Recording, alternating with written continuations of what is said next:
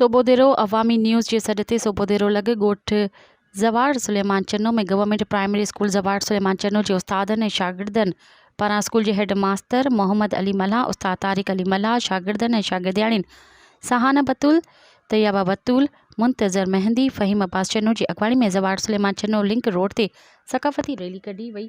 बाद में इंसानी ज़ंजीर ठाही वई। इन मौक़े ते उस्तादनि ऐं शागिर्दनि वचन कयो त 3 डिसंबर सक़ाफ़ती ॾींहुं मल्हाइण खां शागिर्दनि ऐं शागिर्दियाणियुनि तरफ़ां भरपूर तयारियूं कयूं वयूं आहिनि। हुन चयो त स्कूल में टेबलोस, तक़रीरूं ऐं ॿिया सक़ाफ़ती प्रोग्राम कया वेंदा, जंहिं लाइ असां भरपूर तयारियूं कयूं आहिनि।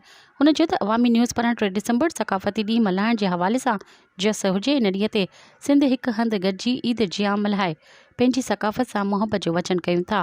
सक़ाफ़ती ॾींहुं मल्हाइण लाइ तालीमी इदारनि ऐं ॿियनि हंधनि ते शहरनि ऐं ॻोठनि में बि भरपूर तयारियूं कयूं पियूं वञनि। मज़ीद ख़बरनि ऐं तफ़सीलात लाइ विज़िट कयो असांजी वेबसाइट www.awamiNewsHD.com ऐं ॾिसंदा रहो अवामी न्यूज़ HD।